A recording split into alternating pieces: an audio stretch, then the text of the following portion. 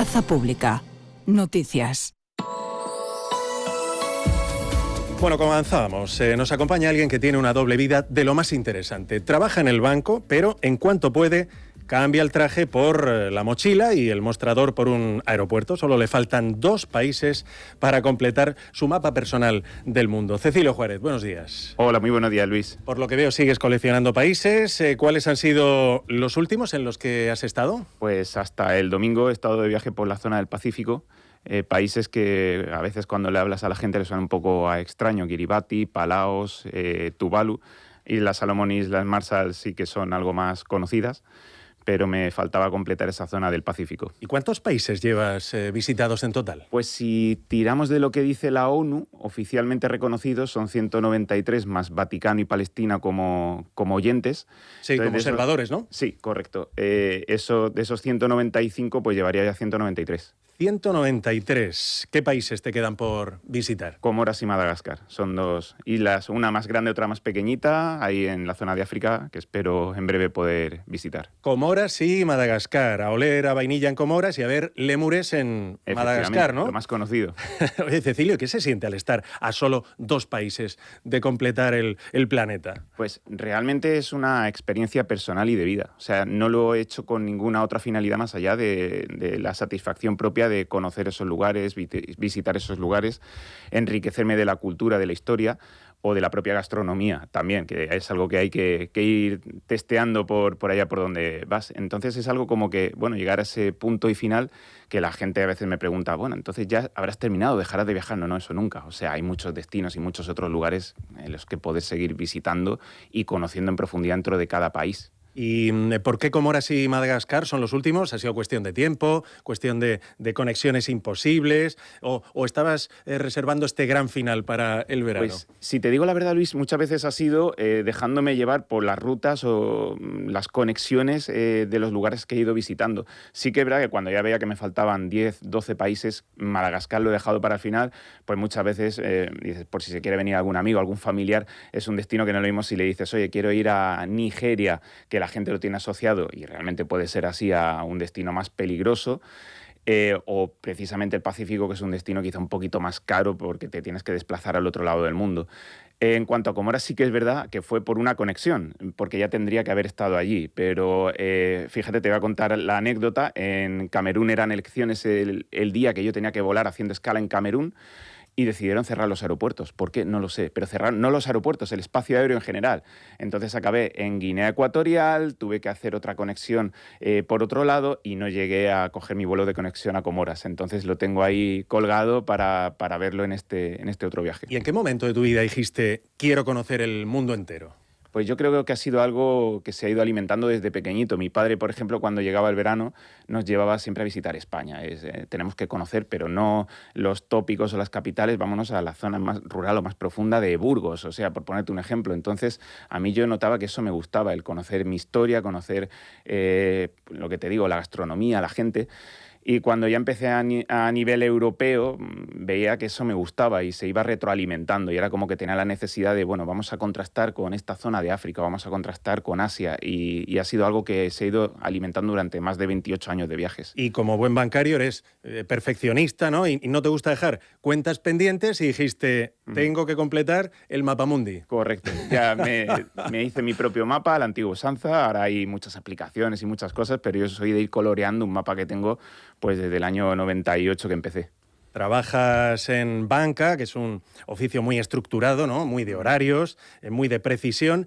No sé si viajar es tu manera de romper con esa rutina y de sentirte libre. Sí, por supuesto. O sea, yo, fíjate, te digo, sigo sintiendo lo mismo, ese mismo gusanillo, ese mismo hormigueo. Cuando llego a un destino y piso ya el último escalón después del avión, de empezar a explorar, de empezar a vivir, es como que consigo desconectar realmente de mi día a día y centrarme en lo que me tengo que centrar en esos días, que es en disfrutar, en aprovechar ese momento que ha supuesto un esfuerzo y un ahorro para llegar hasta ese día. Oye, después de tanto conocido, de tanto comido y bebido, como nos decías, la gastronomía, tendrás anécdotas para escribir un libro o más. Cuéntanos alguna en este ratillo. Pues mira, sí, a golpe pronto que se me venga a la cabeza, siempre digo, hay un idioma, porque me preguntan, ¿cómo te defiendes? Bueno, pues sí, en inglés en muchos países, pero hay lugares mucho más profundos, como por ejemplo en Mongolia, donde en determinadas ciudades no se habla ni el inglés. Y ahí siempre yo cuento la anécdota en la que el lenguaje de los signos es algo que no falla. O sea, yo recuerdo que cogí el transmongoliano para ir de Ulan Bator hasta Pekín, hice una reserva como pude, también no sé si me entendieron bien, me entendieron mal o todo venía por ahí, de un camarote para mí dentro de ese tren, porque son 24 horas de viaje, cruzas la frontera, incluso vives lo que es el cambio de vía, sin poder salir del camarote están notando el movimiento del tren porque le están cambiando las ruedas para ajustarlas al ancho de China. Y cuando llego, pues mi sorpresa es que estaba lleno de cajas, era como un trastero y con más gente por ahí. Yo dije, oye, yo entiendo que he pagado un precio más caro de lo habitual. Cuando llegué al revisor, también todo eso aderezado con que estando a 36 grados bajo cero en la calle, pues yo iba con la capa más fina, que era la térmica, parecía pues, imagínate, una imagen bastante deplorable, ¿no? Por decirlo de alguna forma. Y cuando llego y le intento hablar en inglés, explicándole, mira, he pagado esto, no me entendía y te puedo asegurar que con gestos y hablando incluso en castellano, le dije, yo he pagado por esto. Y me acabó entendiendo. O sea, al final acabó ordenando el desalojo de ese camarote y pude disfrutar de mi tren en el transmongoliano yo solo. ¿Y cuál ha sido el país que más te ha sorprendido para bien, ¿no? Ese lugar al que fuiste, a lo mejor sin grandes expectativas y acabó robándote el corazón. A ver, yo creo que hoy en día gozamos de bastante información para cuando vas a un destino saber lo que te puedes encontrar, pero sí que inevitablemente he llegado a sitios como por ejemplo te diría Birmania, en los que dices, tienes lugares súper bonitos, y rincones y atardeceres inolvidables, pero si a eso luego además le suma la experiencia envolvente con la gente, con cómo te tratan, con que te dan lo que tienen sin tener prácticamente nada y ese día a día con gente súper amable, yo creo que es algo en lo que me ha hecho ver que quiero volver. Y dices, en cuanto haya terminado esta experiencia, lo siguiente va a ser volver y profundizar en otros rincones o en otros lugares. Luego, por ejemplo, también Irak. Recuerdo no hace mucho, Jesús Casas, entrenador que estuvo en la selección de Irak, hablaba de lo mismo.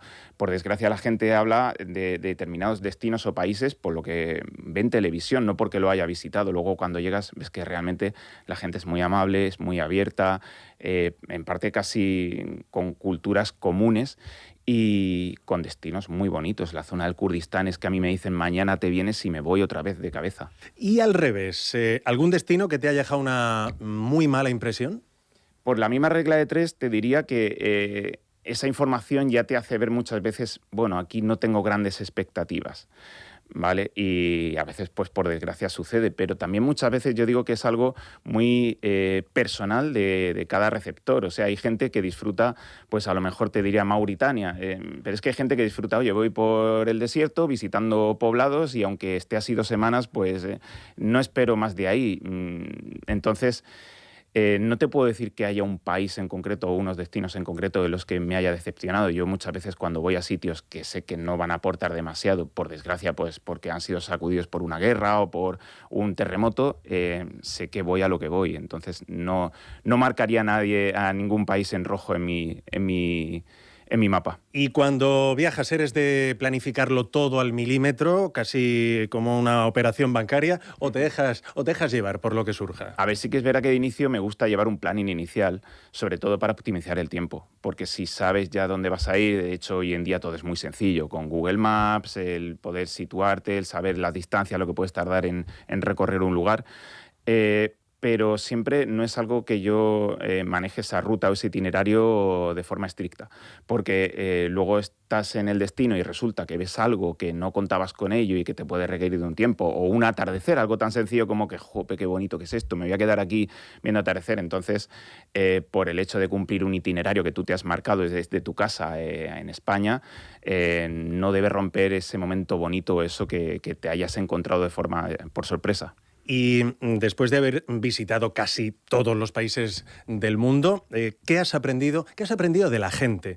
Porque al final, lo decías, cambian los idiomas, la comida, el paisaje, pero imagino que hay cosas que nos unen a todos, ¿no? Pues mira, te diría Va a sonar a topicazo, ¿no? Pero es que realmente es así. Las personas, el ser humano por naturaleza es bueno. Cuando tú llegas a un destino que va marcado o predeterminado por lo que tú has visto en noticias, por desgracia estamos en momentos turbulentos con guerras, pero luego llegas allí y la gente, yo recuerdo en Afganistán, a mí me decían, cuenta lo que ves, o sea, realmente era gente muy amable, muy abierta, pero es que te podría decir de Irán, de Israel, de Estados Unidos, de países que hoy en día pues la gente se los demarca por lo que ve en televisión. Pero no, la gente no tiene nada que ver con lo que se hace a nivel, a gran escala en ese país. Y yo me he encontrado con gente muy amable, muy abierta, muy cercana en casi todos los países que he visitado. O sea, no hay nadie que esté esperando al turista, sobre todo en lugares donde estás marcado, porque cuando llegas a la típica frontera en la que te preguntan cuál es el motivo de su viaje y tú dices turismo y te miran raro, ya sabes que es algo que no es habitual. Pues dígase, pues eso, en determinados países, en Burundi, es como que, ¿y este señor qué hace aquí? ¿Vale? No son muy frecuentados. O incluso, fíjate, te diría en Corea del Norte. No pudimos tener mucho contacto con los lugareños, pero se les notaba con esa sonrisa, con esas ganas de intentar mantener esa cercanía. Y por naturaleza, pues la gente con la que me he cruzado por el camino es buena, o sea, no es... O sea que una cosa son las élites, que no digo yo que toda élite esté llena de mala gente, y otra cosa son los ciudadanos comunes, los de a pie, ¿no? Sí. La gente corriente. Sí. Yo en Irán recuerdo al llegar...